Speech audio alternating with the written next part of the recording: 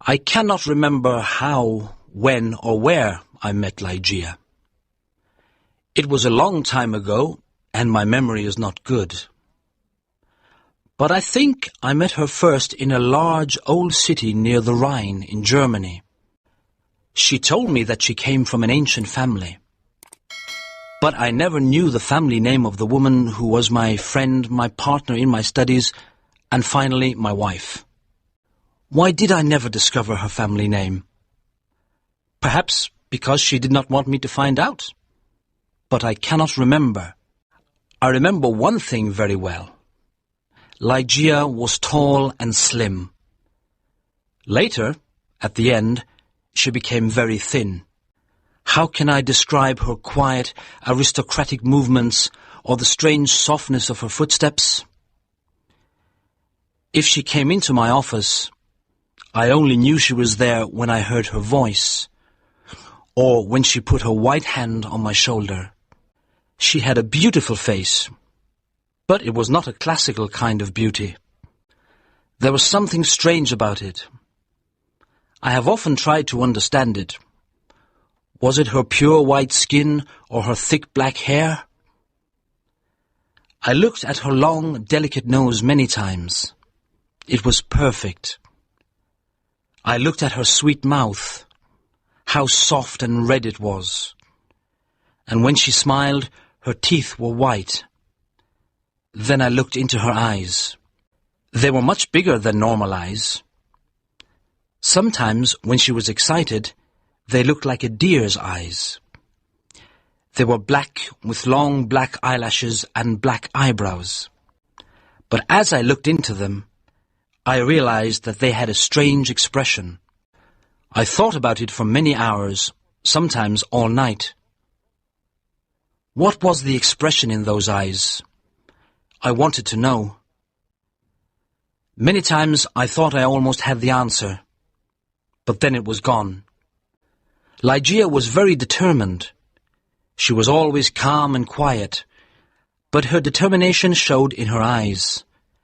It shone like a terrible energy, and sometimes it frightened me. Ligeia was very clever. She was excellent at Latin and Greek, and she knew many other languages perfectly. She never made a mistake. She was also a student of science and mathematics. When we were first married, I often asked her for help with my studies, and we worked together. But after she died, I was alone. Without her, I was like a child in the dark. When she first became ill, she did not come to help me as often as before. She lost weight, and her skin became pale and transparent. When I saw that she was dying, I felt desperate. Ligeia resisted death with all her energy. She was determined to live. I watched in agony as she fought for life. I knew she loved me, but I only understood how much she loved me now that she was dying. She held my hands and said that she was devoted to me. I cannot talk about it now, but let me say that her love for me was part of her determination to live. On the night she died, she suddenly got out of bed and cried, "Oh God, must I die? Must I lose my fight with death? No, I can't die like this." But my dear Ligeia died. I was so sad I could not stay in the old city by the Rhine. For a few months I travelled around. Then I bought an old abbey in an isolated part of England. This dark, sad place expressed my feelings of loneliness. But I decorated it with beautifully colored curtains, carpets, and ornaments. I said to myself, perhaps the bright colors will make me feel happier. Unfortunately, they did not. I began to drink too much. But I do not want to speak about that time of my life. I will only say that one day I married Lady Rowena Trevanion of Tremaine. My new wife had blonde hair and blue eyes. She was very different from my first wife. But how could I ever forget Ligeia?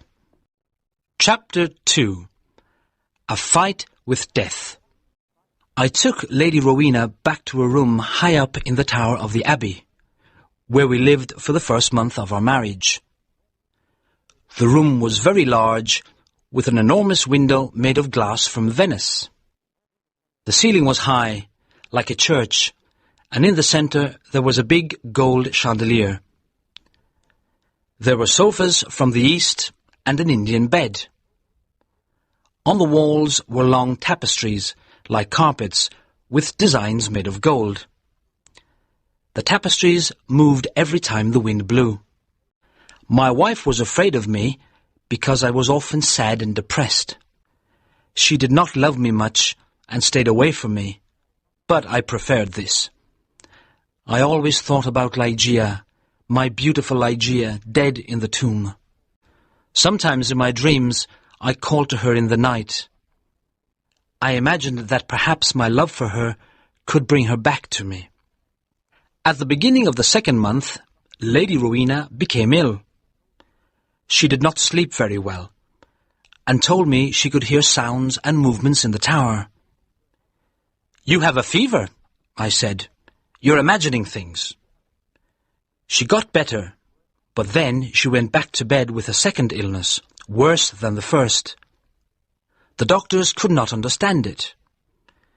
Again, Rowena began to hear little sounds and movements in the bedroom, and they frightened her. One night, at the end of September, she woke up suddenly. I was sitting on a sofa by her bed. She whispered to me that she could hear sounds and see movements, and there was a frightened expression on her thin face. But I saw and heard nothing. "It's the wind," I explained. "You can see the tapestries moving in the wind." But her face was white with fear, and she nearly fainted. I remembered that there was some wine on the table on the other side of the room. As I walked under the light of the chandelier, a strange thing happened. I felt something invisible pass me, and on the carpet I saw a shadow, almost the shadow of a shadow. I decided to say nothing to Rowena. I poured out a glass of wine and gave it to her. Then I sat on the sofa and watched her. After some moments, I heard very quiet footsteps on the carpet coming towards the bed. A second later, as Rowena was about to drink the wine, I saw, or perhaps I dreamed that I saw, 3 or 4 large drops of a bright red liquid fall into the glass. Rowena did not see it. She drank the wine, and I said nothing because I thought it was only my imagination. After this, Rowena's health got much worse, and on the third night she died. Her servants prepared her for the tomb, then covered her with a sheet. The next night I sat alone with her body in the bedroom.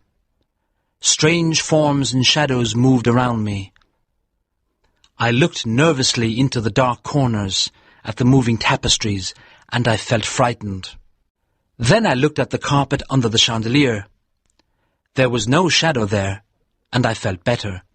When I looked at Rowena on the bed, sad memories of Ligeia, the only woman I ever loved, came back to me. It was perhaps around midnight when I heard a sound. It was quiet but clear, and it woke me from my dreams. I thought it came from the bed. I listened in terror, but I did not hear it again. I looked carefully at Rowena for any sign of life. She was not moving, but I continued to look at her. Minutes passed. Then I noticed a little colour in Rowena's face. My heart stopped in horror. I could not move. When I understood that Rowena was not dead, I tried to revive her. But soon the colour disappeared from her cheeks. Her face looked like marble again, and her lips were thin with the horrible expression of death. When her body was cold and rigid, I fell onto the sofa and dreamed about Ligeia. An hour later, I heard the same sound as before. I listened. Yes, there it was again. A sigh from the bed. I ran over and saw clearly that her lips were trembling. Then they opened, showing her bright teeth. I thought I was going mad. There was a pink colour on her cheeks and neck. Her body was getting warm again, and her heart was beating a little. Lady Rowena was alive. I did everything I could to revive her. Then, suddenly, her colour disappeared. Her heart stopped, and her body became cold and rigid. I sat down and began to think about Ligeia again. Then again, for the third time, there was a sound from the bed. But why must I describe the horrors of that night? Again, I tried to revive Rowena, and then a fourth time. Each time, she seemed to fight with an invisible force. And each time, her body changed. I cannot say how, but she looked different. It was nearly dawn when she moved again. I was sitting on the sofa, exhausted, but Rowena's body moved with more energy than before. Her colour returned, signs of life changed her face. Her eyes were closed, but she looked alive. Then she suddenly got out of bed and walked slowly to the centre of the room, like she was walking in her sleep. I did not tremble. I did not move. I was as cold and still as stone, paralysed by what I saw. As I looked at her, my head filled with wild thoughts. Was Rowena really alive? Could I really see her blonde hair and blue eyes? Why wasn't I certain? I could not see her mouth very well, but her cheeks were like pink roses. Weren't they Rowena's cheeks? But wasn't she taller than before? I was filled with a kind of madness. I ran to her, but she moved away. Then I saw her long hair moving in the wind. It was blacker than the black of midnight. And now, slowly, her eyes opened. I shouted like a madman, "These are the black eyes of my lost love, the eyes of Ligeia!"